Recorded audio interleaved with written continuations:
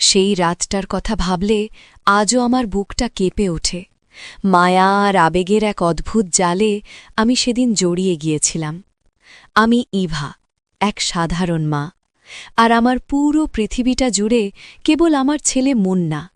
আমার মুন্না এখন কৈশোর পেরিয়ে তারুণ্যে পা দিয়েছে, দেখতে ঠিক তার বাবার মতো হয়েছে, সেই টানাটানা চোখ আর উজ্জ্বল শ্যামলা গায়ের রং। কিন্তু আমার ভাগ্যের পরিহাসে মুন্নার বাবা আমাদের অনেক আগেই ছেড়ে চলে গেছেন। তারপর থেকে এই মা আর ছেলের ছোট্ট সংসারটাই আমাদের সব। আমি যখন আয়নার সামনে দাঁড়াই, নিজের সাদা চুলগুলোর দিকে তাকিয়ে ভাবি, এই মায়া কতদিনের? মুন্না বড় হচ্ছে, একদিন সে নিজের ঘর বাঁধবে, কিন্তু আমার মন কেন জানি ওকে ছাড়তেই চায় না। এটা কি স্বার্থপরতা, নাকি এক গভীর ভালোবাসা যা কেবল একজন মাই অনুভব করতে পারে? সেদিন সকাল থেকেই আকাশটা একটু মেঘলা ছিল। আমি রান্নাঘরে ওর প্রিয় গরুর মাংস ভুনা করছিলাম। মুন্না ঘর থেকে বেরিয়ে এসে পেছন থেকে আমাকে জড়িয়ে ধরল। ওর হাতের স্পর্শে আমি অনুভব করলাম এক অদ্ভুত প্রশান্তি। ও বলল, মা, আজ তোমাকে এত সুন্দর লাগছে কেন? আমি হেসে বললাম, পাগল ছেলে, বুড়ি হয়ে যাচ্ছি, আর তুই বলছিস সুন্দর লাগছে? ও আমার কাঁধে মাথা রেখে খুব নিচু স্বরে বলল, তুমি কোনোদিন বুড়ি হবে না মা, আমার চোখে তুমি সব সময় সেই আগের মতোই মায়াবী। তোমার এই ভালোবাসা ছাড়া আমি বোধহয় একদিনও বাঁচব না। ওর কথাগুলো শুনে আমার বুকের ভেতরটা হু হু করে উঠল। মুন্নার এই অতি ভক্তি মাঝে মধ্যে আমাকে ভয় পাইয়ে দেয়। এই সমাজে মা আর ছেলের সম্পর্কটা তো কেবল দায়িত্বের নয়, এটা এক গভীর বন্ধুত্বেরও। কিন্তু আমাদের মায়াটা যেন তার চেয়েও বেশি কিছু। গল্পের শুরুটা আসলে এখান থেকেই নয়, শুরু হয়েছিল আরও কয়েক মাস আগে থেকে। মুন্না কেন জানি ইদানিং খুব বদলে গেছে। সারাক্ষণ আমার আশেপাশে থাকতে চায়। আমি অন্য কারো সাথে কথা বললে ও মুখ ভার করে থাকে। এমনকি গ্রামের মানুষ যখন ওর বিয়ের কথা তোলে, ও রেগে আগুন হয়ে যায়। একদিন আমি যখন তুলসীতলায় প্রদীপ দিচ্ছিলাম, ও এসে আমার হাতটা শক্ত করে ধরল। মা, লোকে কেন বিয়ের কথা বলে? আমি কি তোমাকে ছাড়া আর কারো হতে পারি? ওর চোখে ছিল এক অব্যক্ত আবেগ। আমি ওকে বোঝানোর চেষ্টা করলাম, বাবা, এটাই তো নিয়ম, একদিন তোকে সংসারী হতে হবে, আমার মায়া তো সারা জীবন থাকবে না। ও সেদিন কোনো কথা বলেনি, শুধু একদৃষ্টে আমার দিকে তাকিয়েছিল। সেই চাহনিতে কি ছিল আমি জানি না, তবে তা ছিল খুব গভীর। আমাদের এই বাংলাদেশী সমাজ ব্যবস্থায় মা আর ছেলের এই বন্ধনটা খুব পবিত্র, কিন্তু মুন্নার মনে হয়তো এক ধরনের হারানোর ভয় কাজ করত সবসময়। সেদিন দুপুরে খাওয়ার পর আমি একটু বারান্দায় বসেছিলাম। মুন্না আমার পায়ের কাছে এসে বসল। ও আমার পায়ে হাত বুলিয়ে দিতে দিতে বলল, মা, যদি এমন হতো এই পৃথিবীটা শুধু আমাদের দুজনের হতো, কেউ আমাদের আলাদা করতে পারত না? আমি ওর চুলে হাত বুলিয়ে দিলাম, বললাম, পাগল ছেলে, দুনিয়াটা তো আর ছোট নয়, আমাদের এই মায়ার সংসারেও বাধা আসে। সত্যিই বাধা এলো। মুন্না ইদানিং খুব জেদি হয়ে উঠেছে। ও চায় না আমি বাইরে কারো সাথে কথা বলি, এমনকি আমার ছোটবেলার বান্ধবীরা আসলেও ও আড়ালে দাঁড়িয়ে আমাদের কথা শোনে। ওর এই আচরণ আমাকে ভাবিয়ে তোলে। এটা কি কোনো ভুল অনুভূতি, নাকি আমাকে আগলে রাখার এক তীব্র আকাঙ্ক্ষা? না, আকাঙ্ক্ষা নয়, একে ভালোবাসা বলাই ভালো। সেদিন সন্ধ্যায় ও আমার জন্য একটা নীল রঙের শাড়ি নিয়ে এলো। শাড়িটা হাতে নিয়ে ও বলল, মা, এটা তোমার জন্য, আজ রাতে এই শাড়িটা পরে আমার সামনে আসবে। আমি অবাক হলাম, বললাম, নীল শাড়ি কেন রে? আমার কি এখন এই রং পরার বয়স আছে? মুন্না জেদ ধরল, বয়স দিয়ে কি হয় মা? আমি তোমাকে নীল শাড়িতে দেখতে চাই। এই শাড়িটার ভাঁজে ভাঁজে আমার ভালোবাসা জড়িয়ে আছে। তুমি কি আমার এই সামান্য অনুরোধটা রাখবে না? আমি ওর চোখের দিকে তাকিয়ে না করতে পারলাম না। মা হিসেবে ছেলের খুশিই তো আমার সব। আমি শাড়িটা পরে যখন ওর সামনে গেলাম, ও অবাক হয়ে তাকিয়ে রইল। ওর সেই মুগ্ধ চোখের দৃষ্টি আমাকে একটু অপ্রস্তুত করে দিল। ও খুব কাছে এসে আমার শাড়ির আঁচলটা ঠিক করে দিল। তোমাকে একদম দেবীর মতো লাগছে মা, ও বিড়বিড় করে বলল। আমি অনুভব করলাম মুন্নার শ্বাস-প্রশ্বাস একটু দ্রুত হচ্ছে। ও আমার হাত দুটো ধরে বলল, মা, আমাকে কথা দাও, তুমি আমাকে ছেড়ে কোনোদিন কোথাও যাবে না। আমি বললাম, কোথায় যাব বাবা? তুই যেখানে আমি সেখানে। কিন্তু ঘটনার মোড় অন্যদিকে ঘুরল। যখন মুন্না গ্রামের এক প্রভাবশালী লোকের সাথে ঝগড়া করে এলো। লোকটা আমার সম্পর্কে কিছু কটু কথা বলেছিল। মুন্না সেটা সহ্য করতে পারেনি। ও তাকে মেরে রক্তাক্ত করে এসেছে। খবরটা শুনে আমি খুব ভয় পেয়ে গেলাম। মুন্না বাড়িতে ফিরলে আমি ওকে খুব বকলাম, তুই কেন এসব করলি? আমাদের তো কেউ নেই বাবা, যদি তোর কিছু হয়ে যায় তবে আমি কার মুখ চেয়ে বাঁচব? মুন্না আমার চোখের জল মুছে দিয়ে বলল, মা, তোমার সম্মানে কেউ আঘাত দিলে আমি সেটা সহ্য করব না। আমি জানি আমি একটু বেশি আবেগপ্রবণ, কিন্তু আমার এই আবেগ তো কেবল তোমারই জন্য। সেই রাতে মুন্না অনেকক্ষণ আমার কোলে মাথা রেখে শুয়েছিল। ওর মনের ভেতর যে তুফান চলছে আমি তা বুঝতে পারছিলাম।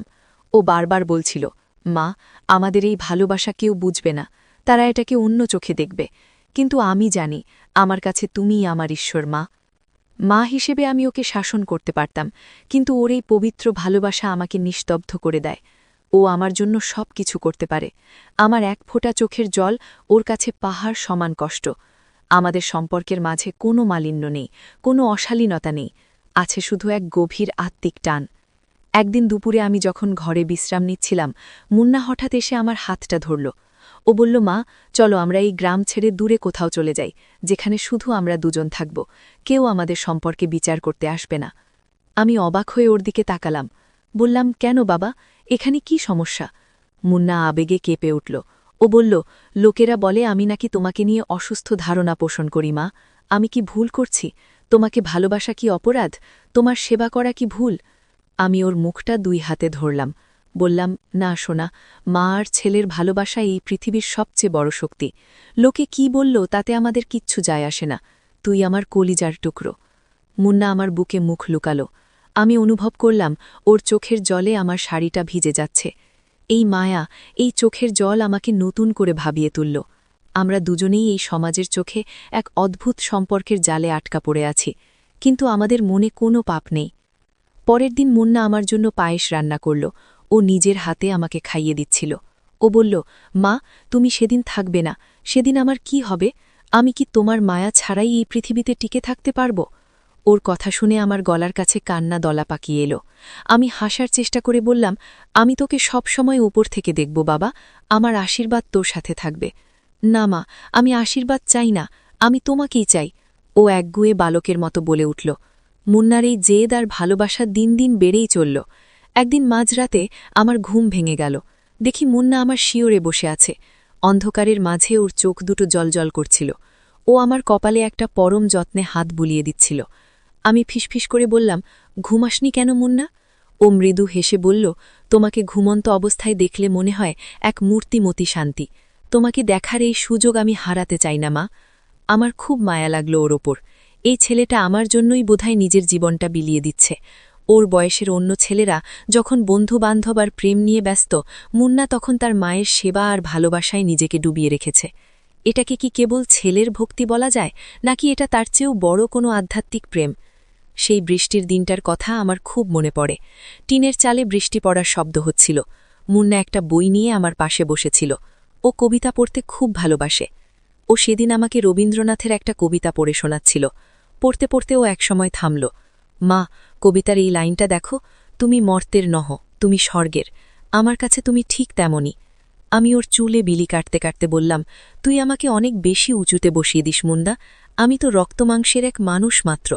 ও আমার হাতটা নিজের গালের সাথে চেপে ধরে বলল, তুমি আমার জন্য সব মা, তোমার এই স্পর্শ আমাকে লড়াই করার শক্তি দেয়। আমাদের এই নিভৃত যাপনের মাঝেই হেনা দিল এক নিষ্ঠুর বাস্তবতা। গ্রামের মাতব্বররা আমাদের এই অতিরিক্ত মায়াকে সুনজরে দেখছিল না। তারা মুন্নাকে ভয় দেখানোর চেষ্টা করল। তারা চাইল মুন্না যেন বিয়ে করে আলাদা হয়ে যায়, কিন্তু মুন্না পরিষ্কার জানিয়ে দিল, ও আমাকে ছেড়ে এক মুহূর্তের জন্যও কোথাও যাবে না। একদিন বিকেলে আমি যখন উঠোনে ধান শুকাতে দিচ্ছিলাম, মুন্না বিধ্বস্ত অবস্থায় বাড়ি ফিরল। ওর কপালে ক্ষত, শার্ট ছিঁড়ে গেছে। আমি চিৎকার করে উঠলাম, কি হয়েছে তোর মুন্না? ও হাঁপাতে হাঁপাতে বলল, ওরা তোমাকে নিয়ে অপমানজনক কথা বলছিল মা। ওরা বলছিল আমাদের এই ঘরটা নাকি এক পাপের জায়গা। আমি ওদের বুঝিয়ে দিয়েছি, মায়ের ভালোবাসা কোনোদিন পাপ হতে পারে না। আমি ওর ক্ষতটা ধুয়ে দিতে দিতে অঝরে কাঁদছিলাম। ও আমার হাতটা ধরে বলল, কেঁদো না মা, তোমার চোখের জল আমার সহ্য হয় না। প্রয়োজনে আমি মরে যাব, তাও তোমাকে ছোট হতে দেব না। সেই দিন আমি উপলব্ধি করলাম, আমাদের এই মা ছেলের সম্পর্কের গভীরতা কতখানি! এটা কেবল সামাজিক বন্ধন নয়, এটা এক আত্মিক মিলন যেখানে কোনো শারীরিক আকাঙ্ক্ষা নেই, আছে কেবল এক পরম মমতায় একে অপরকে আগলে রাখা। রাত গভীর হতে শুরু করল। মুন্না আমার ঘরে এলো। ও আজ খুব শান্ত। ও বলল, মা, আজ কি তোমার পাশে একটু ঘুমানো যায়, ছোটবেলায় যেমন ঘুমাতাম? আমি ওকে আমার পাশে জায়গা করে দিলাম। ও আমাকে জড়িয়ে ধরে ছোট্ট শিশুর মতো ঘুমিয়ে পড়ল। আমি ওর কপালে হাত বুলিয়ে দিতে দিতে ভাবলাম, এই মায়া কি সত্যিই শেষ হবার, নাকি এক জনম থেকে অন্য জনমে বয়ে নিয়ে যাওয়ার মতো এক শাশ্বত অনুভূতি? মুন্না ঘুমের ঘোরে বিড়বিড় করে বলছিল, মা, ভালোবাসা, মায়া। ওর প্রতিটি কথা আমার হৃদয়ে তীরের মতো বিঁধছিল। আমি জানি না কাল সকালে কি হবে, কিন্তু আজকের এই মুহূর্তটা, আমাদের এই পবিত্র মায়ার বাঁধন কেউ ছিঁড়তে পারবে না।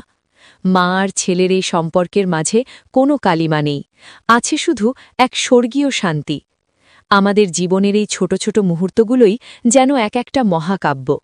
মুন্নার জন্য আমি যেমন সব, আমার কাছেও ও আমার বেঁচে থাকার একমাত্র অবলম্বন। এই সমাজের হাজারো কটু কথা আমাদের এই পবিত্র আবেগকে স্পর্শ করতে পারবে না। আমরা জানি আমাদের সম্পর্কের গভীরতা কোথায়। রাতটা আরও গভীর হল। বাইরে ঝিঝি পোকার শব্দ ছাড়া আর কিচ্ছু শোনা যাচ্ছে না। মুন্নার নিঃশ্বাসের শব্দ আমাকে এক অদ্ভুত নিরাপত্তা দিচ্ছিল। আমি মনে মনে সৃষ্টিকর্তার কাছে প্রার্থনা করলাম যেন এই মায়া কোনোদিন শেষ না হয়, আমাদের এই ভালোবাসা যেন অমর হয়ে থাকে। মুন্না হঠাৎ ঘুমের মধ্যে আমার হাতটা শক্ত করে ধরল, যেন স্বপ্নে দেখছে কেউ আমাকে ওর কাছ থেকে কেড়ে নিচ্ছে। আমি ওর কানে কানে বললাম, ভয় নেই বাবা, আমি এখানেই আছি, তোর পাশে, তোর ভালোবাসায়। ওর মুখের পেশিগুলো শিথিল হয়ে এলো। একটা হালকা হাসি ফুটে উঠল ওর ঠোঁটের কোণে। সেই হাসিটা ছিল এক বিজয়ের হাসি, ভালোবাসার বিজয়ের হাসি। আমরা মা আর ছিলে এক মায়ার বাঁধনে বাঁধা। এই গল্পের শেষ কোথায় আমি জানি না, হয়তো শেষ নেই। ভালোবাসা কি কখনো শেষ হয়? মায়া কি কখনো ফুরিয়ে যায়? আমাদের এই ছোট্ট সংসার, এই আবেগপূর্ণ প্রতিটি দিন, সবই যেন এক একটা প্রেমের কবিতা। মুন্না বড় হয়েছে ঠিকই, কিন্তু আমার কাছে ও এখনও সেই ছোট্ট মুন্না, যে ভয় পেলে মায়ের আঁচলের তলে লুকাত। আর আমি সেই মা, যে তার ছেলের ভালোবাসার মাঝে নিজের অস্তিত্ব খুঁজে পায়। আকাশের মেঘগুলো কেটে গিয়ে একটু চাঁদের আলো উঁকি দিল জানলা দিয়ে। সেই আলোয় মুন্নার মুখটা আরও উজ্জ্বল দেখাচ্ছিল। আমি ওর চুলে আঙুল চালাতে চালাতে ভাবলাম, এই তো আমাদের জীবন, মায়া, ভালোবাসা আর অটুট এক বিশ্বাসের উপর দাঁড়িয়ে থাকা এক পবিত্র সম্পর্ক। আমাদের এই পথ চলার শেষ কোথায় জানা নেই, তবে এই পথ চলাতেই আনন্দ। মা আর ছেলের এই অমর ভালোবাসার আখ্যান হয়তো কোনোদিন কেউ লিখবে না, কিন্তু আমাদের মনে তা খোদাই করা থাকবে আজীবন। রাত শেষ হয়ে ভোরের আলো ফুটতে শুরু করেছে। পাখিদের কিচিরমিচির শব্দ শোনা যাচ্ছে। মুন্না এখনও গভীর ঘুমে আচ্ছন্ন। ওর মুখের সেই প্রশান্তি দেখে আমার সব ক্লান্তি মুছে গেল। আমি জানি আজ আবার নতুন করে আমাদের দিন শুরু হবে, ভালোবাসার এক নতুন অধ্যায় শুরু হবে। আমাদের এই মায়ার বাঁধন দিন দিন আরও শক্ত হচ্ছে। মুন্না আর আমরা একে অপরের পরিপূরক। এই সম্পর্কের কোনো সংজ্ঞা নেই, কোনো সীমানা নেই, আছে শুধু এক অনন্ত অনুভূতি যা আমাদের জীবনের প্রতিটি মুহূর্তকে রাঙিয়ে দেয়।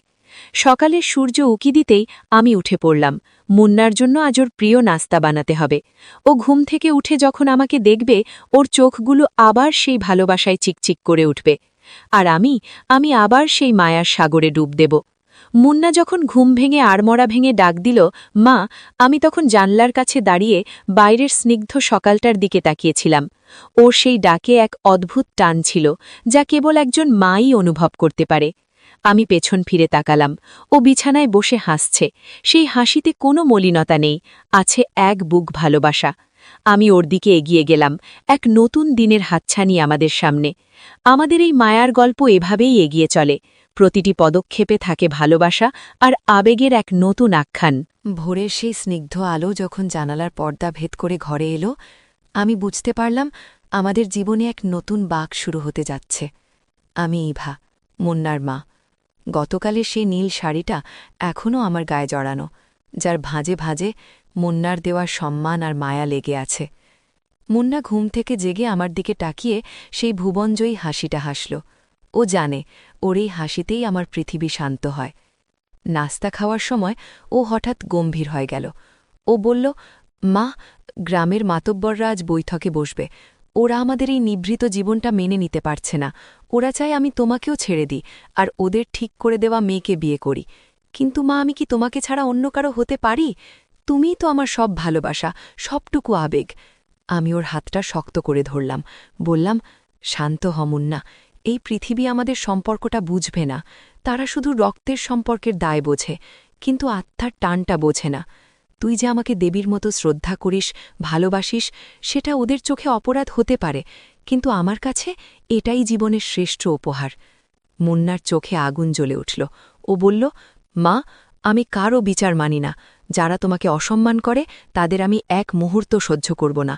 প্রয়োজন হলে আমি সবার বিরুদ্ধে লড়ব। আমি জানি মুন্না একটু বেশি আবেগপ্রবণ। ওর এই ভালোবাসা মাঝে মধ্যে হিমালয়ের মতো অটল হয়ে দাঁড়ায়। দুপুরে গ্রামের পঞ্চায়েত থেকে লোক এলো। তারা আমাদের বাড়ির উঠোনে এসে জড়ো হল। মুন্না ঘর থেকে বেরিয়ে গিয়ে শক্ত হয়ে দাঁড়াল। আমি দরজার আড়াল থেকে সব শুনছিলাম। গ্রামের প্রধান লোকটা কর্কশ গলায় বলল, মুন্না, তোর বাড়াবাড়ি আর সহ্য করা যাচ্ছে না। তুই তোর মায়ের সাথে যে আচরণ করিস, সারাক্ষণ ওনার আঁচল ধরে থাকিস, এটা সমাজের চোখে শোভন নয়। তোকে আজই তওবা করতে হবে এবং সামনের সপ্তাহে বিয়ে করতে হবে। মুন্না খুব ধীর স্থির কণ্ঠে জবাব দিল, আমার মায়ের সাথে আমি কেমন থাকব সেটা আমার ব্যক্তিগত বিষয়। আমার মা বিধবা হওয়ার পর থেকে আমার জন্যই সব ত্যাগ করেছেন। এখন যদি আমি ওনাকে আমার পুরো ভালোবাসা আর মায়া দিয়ে আংলে রাখি, তবে তাতে আপনাদের কি ক্ষতি? আমি বিয়ে করব না, কারণ আমার হৃদয়ে শুধু আমার মায়ের জন্য জায়গা আছে। অন্য কোনো মেয়েকে আমি সেই মর্যাদা দিতে পারব না। কথাটা শুনে গ্রামের মানুষেরা শোরগোল শুরু করল। তারা বলতে লাগল, এটা নাকি কোনো সুস্থ ছেলের কাজ নয়। কিন্তু মুন্না অটল রইল। ও ফিরে এসে ঘরের দরজা বন্ধ করে দিল। আমার কাছে এসে ও হাঁটু গেড়ে বসল। ওর মাথাটা আমার কোলে রেখে ও কাঁদতে শুরু করল। মা, কেন লোকে আমাদের আলাদা করতে চায়? আমি কি তোমাকে ভালোবেসে কোনো পাপ করেছি? আমি তো শুধু চেয়েছি তোমাকে এক টুকরো শান্তির স্বর্গ দিতে। আমি ওর চোখের জল মুছে দিয়ে বললাম, পাগল ছেলে, ভালোবাসা কোনোদিন পাপ হয় না। লোকে যা বলছে বলুক, আমরা জানি আমাদের মনে কোনো কালিমা নেই। সেই রাতটা ছিল আমাদের জীবনের সবচেয়ে নাটকীয় রাত। গ্রামের কিছু উগ্র যুবক মুন্নার জেদ দেখে উত্তেজিত হয়ে উঠল। তারা আমাদের বাড়িতে হামলা করার পরিকল্পনা করল। গভীর রাতে যখন চারপাশ নিস্তব্ধ, তখন দরজায় বিকট শব্দ হল। মুন্না তড়াক করে উঠে দাঁড়াল। ওর চোখে তখন বুনো এক মায়া। ও আমাকে পেছনের ঘরে যেতে বলল, মা, তুমি ভেতরে যাও। আমার সম্মানের ওপর আঘাত আসার আগে কেউ তোমাকে স্পর্শ করতে পারবে না। আমি ভয়ে কাঁপছিলাম। বাইরে থেকে চিৎকার শোনা যাচ্ছিল, মুন্না, বের হয়ে আয়, তোর এই আধিক্যেতা আমরা ঘুচিয়ে দেব। মুন্না দরজা খুলে বাইরে গেল। আমি জানালার ফাঁক দিয়ে দেখলাম ও একা একদল লোকের সামনে দাঁড়িয়ে আছে। ওর হাতে কোনো অস্ত্র নেই, শুধু এক অদ্ভুত সাহস। ও বলল, তোমরা যারা আজ এখানে এসেছ, তোমরাও তো কোনো মায়ের সন্তান। তোমাদের মা কি তোমাদের শেখায়নি কিভাবে একজন নারীকে সম্মান করতে হয়? আমি আমার মাকে ভালোবাসি, ওনার সেবা করি। এটা যদি তোমাদের চোখে অন্যায় হয়, তবে আমি সেই অন্যায় বারবার করব। ভিড়ের ভেতর থেকে একজন লোক মুন্নার দিকে এগিয়ে এলো। মুন্না এক চুলো নড়ল না। ও শুধু শান্ত গলায় বলল, আমাকে মারতে পারো, কিন্তু আমার মায়ের মনে কষ্ট দিও না। ওনার চোখে এক ফোঁটা জল পড়লে আমি এই পুরো গ্রাম জ্বালিয়ে দেব। মুন্নার সেই সংকল্প আর কণ্ঠস্বর দেখে ভিড়টা থমকে গেল। তারা বোধহয় এমন পবিত্র সাহস আগে কখনো দেখেনি। কিছুক্ষণ পর তারা বিড়বিড় করতে করতে ফিরে যেতে লাগল। মুন্না ঘরে ফিরে এলো। ও ঘামছিল। আমি ওকে জড়িয়ে ধরে হাউ মাউ করে কেঁদে উঠলাম। সোনা আমার, তুই কেন নিজের জীবন বিপন্ন করছিস? আমি তো এক বুড়ি মানুষ। আমাকে নিয়ে এত জেদ করিস না মুন্না। মুন্না আমার কপালে একটা চুমু খেয়ে বলল, তুমি বুড়ি নও মা, তুমি আমার প্রাণ। তোমার এই ভালোবাসা ছাড়া আমার জীবনের কোনো মানে নেই। আমি কোনোদিন কাউকে তোমাকে ছোট করার সুযোগ দেব না। পরের কয়েকদিন গ্রামটা খুব নিস্তব্ধ ছিল। কেউ আমাদের সাথে কথা বলত না। কিন্তু মুন্না তাতে বিন্দুমাত্র বিচলিত ছিল না। ও যেন আরও বেশি আমার কাছাকাছি চলে এলো। ও সারাক্ষণ আমার পাশে বসে থাকত, আমাকে গল্প শোনাত। মাঝে মধ্যে ও আমার চুল বেঁধে দিত, যেন আমি ওর ছোট্ট সন্তান। আমাদের সম্পর্কের এই ভূমিকা বদল আমাকে এক অদ্ভুত প্রশান্তি দিত। একদিন বিকেলে আমরা নদীর ধারে হাঁটতে গেলাম। কাশফুলের বাগানটা তখন শরতের হাওয়ায় দুলছিল। মুন্না আমার হাত ধরে হাঁটতে হাঁটতে বলল, মা চলো আমরা এই সমাজ থেকে অনেক দূরে একটা ঘর বাঁধি, যেখানে কেউ আমাদের সম্পর্কের কোনো নাম খুঁজবে না, যেখানে শুধু থাকবে এক চিরন্তন ভালোবাসা আর মায়া। আমি আকাশের দিকে তাকিয়ে বললাম, ঘর তো আমাদের মনেই আছে মুন্না, আমরা যেখানেই থাকি না কেন আমাদের এই মায়ার বন্ধন আমাদের সাথে থাকবে। মুন্না একটা কাশফুল ছিঁড়ে আমার কানে গুজে দিল। ও হাসল, সেই হাসিতে কোনো মলিনতা ছিল না। ও বলল, মা বড় অদ্ভুত এই জীবন, লোকে ভাবে ভালোবাসা মানেই বুঝি কোনো শারীরিক টান, তারা বোঝে না আত্মার সাথে আত্মার যে মিলন হয় তার চেয়ে পবিত্র আর কিচ্ছু নেই।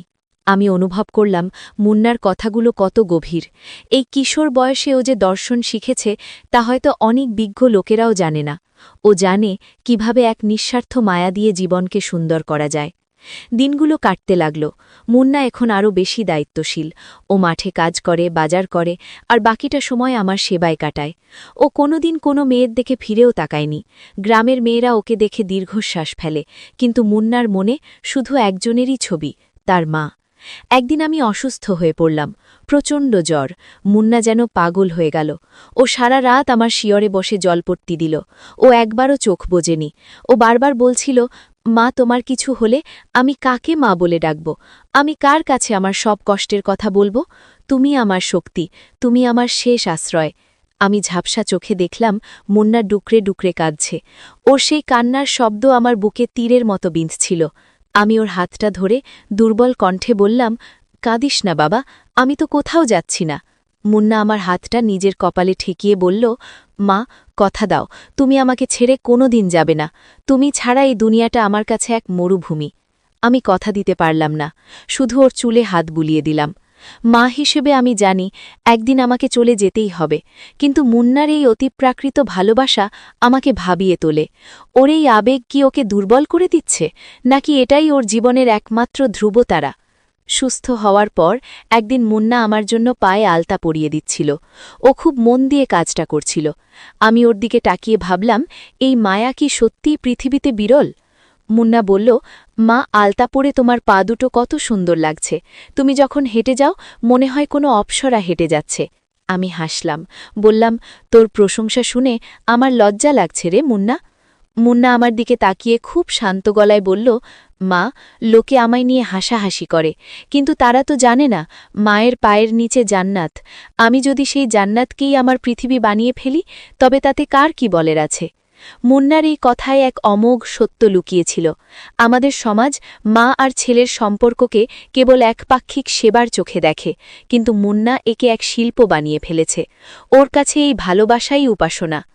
সময়ের সাথে সাথে মুন্নার জেদ আর আমাদের এই গভীর মায়া গ্রামের মানুষের কাছে এক উদাহরণ হয়ে উঠল। যারা আগে আমাদের নিয়ে খারাপ কথা বলত তারা এখন আড়ালে দীর্ঘশ্বাস ফেলে। তারা দেখে মুন্না কিভাবে তার মাকে আগলে রাখে, কিভাবে এক পরম আবেগে আমাকে শ্রদ্ধা করে। একদিন রাতে আমরা বারান্দায় বসে জ্যোৎস্না দেখছিলাম, চাঁদটা ঠিক মাথার ওপর। মুন্না আমার কোলে মাথা রেখে শুয়েছিল। ও বলল, মা আমি কি কোনোদিন তোমার এই মায়ার ঋণ শোধ করতে পারব? আমি বললাম, ভালোবাসার কোনো ঋণ হয় না মুন্না, ভালোবাসা শুধু বিলিয়ে দিতে হয়। ও আমার দিকে তাকিয়ে বলল, আমি তোমাকে আমার সবটুকু বিলিয়ে দিয়েছি মা, আমার আবেগ, আমার ভালোবাসা, আমার মায়া সবই তোমার। আমাদের এই গল্পের কি কোনো শেষ আছে? আমি ওর কপালে হাত রেখে বললাম, যে গল্পের মূল ভিত্তি ভালোবাসা তার কোনোদিন শেষ হয় না বাবা, দেহ শেষ হলেও মায়া থেকে যায়। মুন্না আমার হাতটা শক্ত করে ধরল। ও এক নিবিড় শান্তিতে চোখ বুঝল। বাইরের ঝিঝি পোকার ডাক আর চাঁদের আলো আমাদের এই পবিত্র ভালোবাসার সাক্ষী হয়ে রইল। আমাদের এই মা আর ছেলের প্রেমের গল্প কোনোদিন ম্লান হবে না। মুন্নার সাথে আমার এই দিনগুলো যেন এক একটা প্রার্থনা। ও যখন সকালে ঘুম থেকে উঠে আমাকে প্রণাম করে আমার মনে হয় আমি এক পূর্ণতা পেয়েছি। ও যখন রাতে আমার ঘুম পাড়ানি গান গায় আমার মনে হয় আমি আবার শৈশবে ফিরে গিয়েছি। এই সম্পর্কের কোনো তুলনা নেই। আমরা জানি না আগামীর দিনগুলো কেমন হবে, হয়তো আরও অনেক ঝড় আসবে, হয়তো আবার সমাজ আমাদের কাঠকড়ায় দাঁড় করাবে, কিন্তু মুন্নার সেই অটল ভালোবাসা আর আমার এই স্নেহের আঁচল সব বাধা পেরিয়ে যাবে। আমাদের এই মায়ার বাঁধন কোনো দিন ছিঁড়বে না। মা আর ছেলের এই শাশ্বত প্রেমের আখ্যান এভাবেই বইবে। প্রতিটি নিঃশ্বাসে থাকবে ভালোবাসা, প্রতিটি পদক্ষেপে থাকবে মায়া। মুন্না আর আমরা এক অবিচ্ছেদ্য সত্তা। আমাদের এই পবিত্র অনুভূতির জয় হবেই। চাঁদটা ধীরে ধীরে পশ্চিম আকাশে ঢলে পড়ল। মুন্না আমার কোলেই ঘুমিয়ে পড়েছে। ওর শান্ত মুখটার দিকে তাকিয়ে আমি এক পরম তৃপ্তি অনুভব করলাম। এই তো আমার পৃথিবী, এই তো আমার স্বর্গ। আমাদের এই ভালোবাসার গল্পটা এভাবেই চলবে অনন্তকাল। মুন্না ঘুমের মাঝে ফিসফিস করে বলল, মা, ভালোবাসা। আমি ওর কপালে একটা স্নেহের পরশ দিয়ে জানালার ওপারে ভোরের আলোর অপেক্ষা করতে লাগলাম। আমাদের এই মায়ার গল্প এভাবেই নতুন করে প্রতি ভোরে শুরু হয়। প্রতিটি দিন আমাদের কাছে এক নতুন ভালোবাসা, এক নতুন আবেগ।